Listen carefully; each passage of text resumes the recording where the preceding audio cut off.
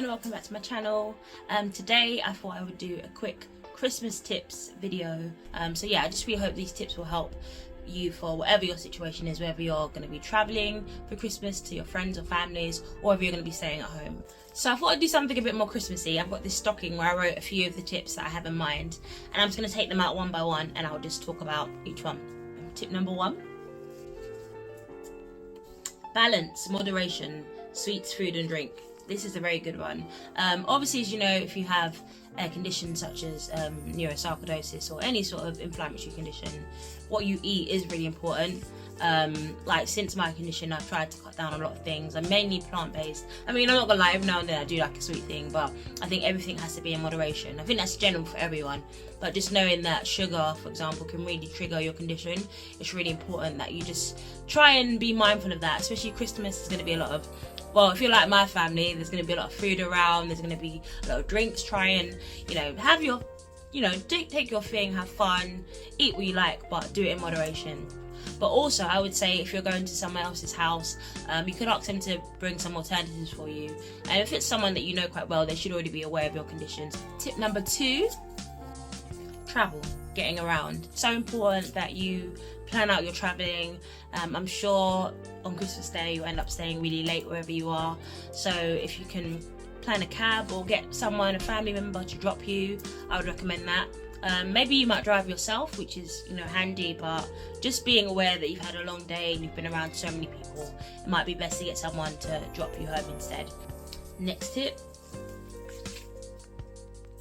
take a break, rest, use alarms. So yes, this is a very good one. I remember, was it last Christmas? We was in the sitting room.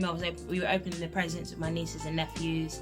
It was really good, and it was, we had some music in the background, and I didn't even realise, but I think the stimulation was starting to slowly build up, and before I knew it, my head was just boiling hot, my eyes was aching, my face was aching, and I had to just get out the room and go upstairs. In fact, no, I had to go outside because with me, I get really hot sometimes, so I had to go outside even though it was freezing, and I was just standing up there without a coat, just waiting to cool down, and my family were a bit panicked, but obviously they knew what was happening because they were aware of my condition.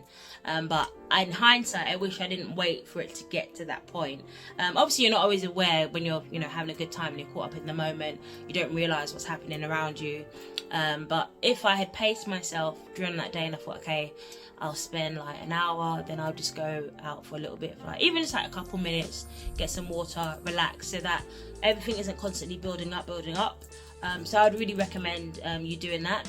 A good way to help you is to just use your alarm on your phone. Just put an alarm, a little reminder, and be like, okay, 2 minutes break time. Tip number 4, I think we're on number 4. Ask for help, presents and food. Yes, ask for help. Don't be afraid to ask for help. So this kind of works in the preparation for Christmas and on Christmas Day. So for example, when I had to get some presents, I got most of them a few weeks back, but there's a few things I missed that I couldn't go out all the time. So I asked some of my family if they could get that for me. Also looking online, ordering ahead of time. So those things are really essential. Even with food, if you can get some stuff pre-made, or just plan yourself properly in the day so that you can get things sorted, like maybe if you're marinating it the night before, or if you've bought the base for the pie. I know there's a bit of cheat codes, but it's really helpful. Just adjust to what you can do and be realistic to what you can do, and don't do too much, because I've found from my own experience, when I do too much, it kind of just like comes back in like tenfold, and it's just a lot of stress, which is unnecessary. Dietary requirements, alternative foods. I kind of covered this earlier, but yeah, just try, and whether you're going to someone else's house or if you're at home, well, obviously you're at home, you'll have what you need, but if you're going to someone else's house, you can let them know. You can be like, I don't really drink, could you get me like a sparkling drink instead? So do send that list to whoever's hosting ahead of time so they can prepare and they can get what you need ready for you. What's next? Plan a recovery day, a catch-up day. This is a really good one. Again, as I said, my Christmas period, I'm sure it's not just me actually, most people Christmas period, because you have different people that you want to see, is not just the one day, it might be like the whole week. So it's really good if you can try and pace yourself within that week. I know when we have our Christmas, we end up sleeping really late. That's something I might have to change this year though. But yeah, and then the next day we see one side of the family, another day another side of the family, and you can find yourself up and down the whole week.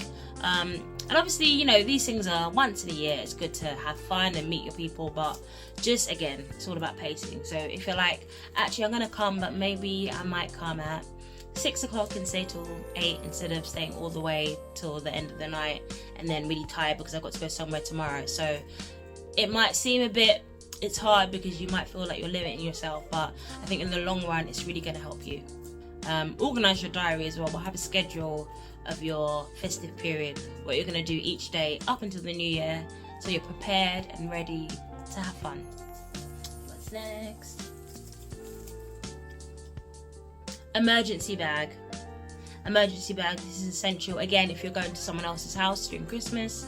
In my emergency bag, I say emergency, that makes it sound really crazy, but it's just having everything that you need, not even in case of an emergency, but just generally. So your medicines, if you've got your evening medicines, any painkillers you may need, any extra stuff. Like for example, I've realized that the lights from the Christmas tree can be really like irritating for my eyes sometimes, and I don't want to be a spoil sport and tell everyone to turn it off or, you know, be boring, but I've got sunglasses and that really helps inside. Or just if you're in the room, position yourself away from where the lights are so that it's not too directly in your face. So yeah, that's not to do with an emergency bag, but it's just about having things in place for yourself. So whether you're gonna go, I don't know, to someone else's house, you might be like, my dressing gown, I know that gives me comfort and I can just take that with me, or my slippers, or my fan if you get really hot like me, anything that you need which will allow you to be comfortable where you are. Wear clothes you can change if too hot or too cold. This is a really good one. I get really hot sometimes. It could even be quite chilly in the room, but my temperature just does all sorts of stuff.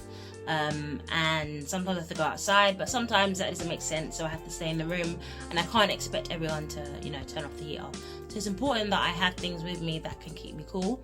So I might have like a cardigan that I can take off, and I've got like a t-shirt which I can wear, or have a fan with me.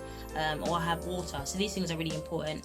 But maybe you might be the opposite. Maybe you get too cold, so have a jumper with you, have a hoodie, something that you can put on. It's important to just bring the right things with you so that no matter how you feel, you can always put on and put off, put on and put off.